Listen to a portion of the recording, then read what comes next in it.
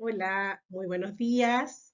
Mi nombre es Ailén Perines, trabajo en la Universidad Internacional de Valencia, en España, y la presentación que realizo hoy se titula Rol del artículo de investigación en la innovación educativa desde la ciencia abierta. Agradezco profundamente a la organización del Sexto Congreso Internacional Educación, Investigación y Tecnología por haberme invitado, ¿verdad?, a participar como una conferencia centrada en estos temas tan relevantes actualmente.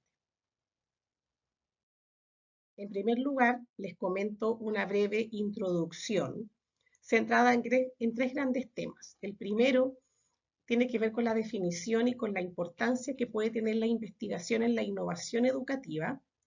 El segundo tiene que ver con el rol del artículo de investigación en este concepto. Y el tercero es el contexto de la ciencia abierta, que es uno de los tópicos que está considerado como relevante en este congreso. Respecto a la definición y relevancia de la investigación en la innovación, es importante mencionar, ¿verdad?, que la importancia, valga la redundancia, que tiene la investigación en este tema radica en su capacidad para poder fundamentar, para poder validar, para poder respaldar nuevas prácticas, nuevas políticas, nuevas decisiones, nuevos avances en la materia de las ciencias de la educación que pueden contribuir a la mejora de los procesos de enseñanza, de aprendizaje, de evaluación y todo lo que tiene que ver con este proceso. En segundo lugar, el rol del artículo de investigación.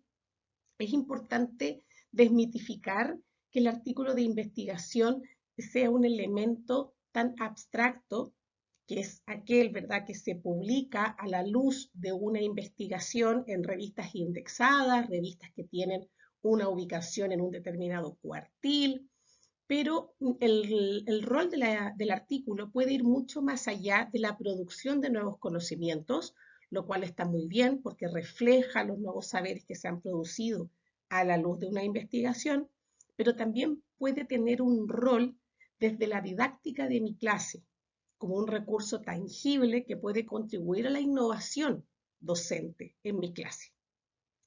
Y finalmente el contexto de la ciencia abierta. La ciencia abierta, o también llamada Open Access, Open Science, ¿verdad?, es un movimiento que actualmente puede ser considerado como un movimiento a nivel mundial. Surge a partir de la comunidad científica, defiende la idea de que debe existir una mayor accesibilidad, una mayor colaboración, una mejor transferencia de la investigación para que sea más democrática, para que sea más equitativo el acceso a la investigación y que de esa manera pueda vincularse de mejor forma con la sociedad. Es un concepto que se está trabajando tanto a nivel de países como a nivel internacional. Ahora, ¿cómo se materializa la ciencia abierta?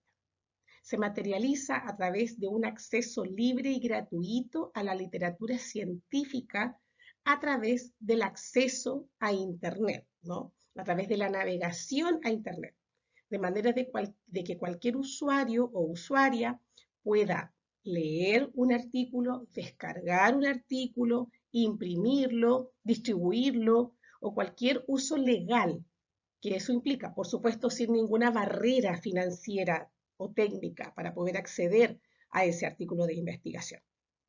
La única barrera que existe en torno a este tema, por supuesto, es que la distribución y reproducción debe respetar los lineamientos éticos de la investigación, no solo de la investigación en educación, sino que de la investigación en su conjunto, que tiene que ver con el derecho de autor, ¿verdad?, con los principios éticos de citación y de referenciación de los textos con los que estoy trabajando. Puedo acceder, lo puedo compartir, pero no puedo decir que yo soy el autor o autora. Por supuesto que siempre debo respetar quiénes son las personas que escribieron este trabajo. Luego, en segundo lugar, comentarles algunas aportaciones del artículo de investigación en la innovación educativa. El primero tiene que ver con la transmisión y la adaptación de conocimiento o la incorporación de conocimiento. Esto quiere decir que los artículos de investigación, con los hallazgos que transmiten, pueden permitir documentar y transmitir algunas prácticas que sean innovadoras algunos hallazgos relevantes que pueden ser adaptados en distintos contextos educativos, por ejemplo, nuevas metodologías de enseñanza, el uso de nuevas herramientas tecnológicas, y a la vez nos permite estar actualizados respecto a qué se está publicando, de qué temas se están hablando, cuáles son las tendencias en investigación en educación. Y eso, por supuesto, puede tener un vínculo con la innovación. También, la investigación permite desarrollar prácticas respaldadas en la investigación. Hay autores que hablan de prácticas basadas en la evidencia. Yo, por diversos motivos, prefiero matizarlo un poco a prácticas respaldadas en la investigación, ya que los artículos permiten consolidar alguna práctica, iluminar las prácticas, contribuir a la actualización de las prácticas y a través de un trabajo que tiene un sustento, ¿no? Esto puede fortalecer la innovación, porque así la innovación ya no va a surgir de un proceso intuitivo necesariamente, sino que va a tener un respaldo importante en la investigación. Aquí radica uno de los principales elementos que vinculan ambas áreas, la investigación y la innovación. Ahora, utilizar la investigación en pro de la innovación no está exento de dificultades, de obstáculos. Uno de ellos es un poco contradictorio porque habla de las dificultades de acceso a artículos de investigación. Entonces, alguien puede decir, vale, pero ahora con Internet tenemos acceso a muchísimos artículos. Sí, pero ese acceso online que tenemos a propósito del concepto de ciencia abierta que ya le comentaba, requiere que la persona lectora, la persona que se acerca al artículo de investigación, maneje ciertos filtros, porque tenemos la información la tenemos allí. Sin embargo, ¿qué artículo es mejor que otro? ¿Qué revista es más adecuada? ¿Cuáles son los criterios de calidad de una revista? ¿Cuáles son los criterios de calidad de un artículo? ¿Qué tipos de artículos existen? Tal vez haya un artículo más teórico, pero que también me dé una aportación relevante, o un artículo empírico. O sea, esos filtros también son una dificultad, porque no todas las personas manejan esta información. Ya tienes que tener una formación previa para poder utilizar estos filtros que acabo de comentar. Un segundo obstáculo radica en la dificultad para comprender la información de los artículos de investigación por parte de algunos educadores que tal vez no estén tan especializados en la investigación. Ahora, en la universidad, en el contexto universitario, se entiende que todo el profesorado maneja los principios básicos de la investigación. Aún así, no siempre se da de esa forma. Y puede haber profesorado que tenga más formación, esté más involucrado, cuente con un bagaje más sólido. Entonces, la manera en que se comunica la investigación a través del artículo es un lenguaje bastante técnico, especialmente los artículos que se basan en el paradigma positivista, enfoques cuantitativos, que ocupan muchísima estadística, muchísimas tablas con a veces elementos que son más complejos de entender. Y no se trata de subestimar al profesorado como que no fuese capaz, sino de que reconocer que puede significar una barrera al momento de acercarte a un artículo de investigación. Y luego tenemos las dificultades para llevar el artículo de investigación al ámbito del aula. Tal como decía al principio, el artículo se concibe históricamente como un elemento abstracto, como un elemento complejo, como un elemento propio de la ciencia. Sin embargo, poco se ha profundizado en la manera de poder llevarlo al aula de manera más concreta y tangible como un recurso didáctico propio de mi clase.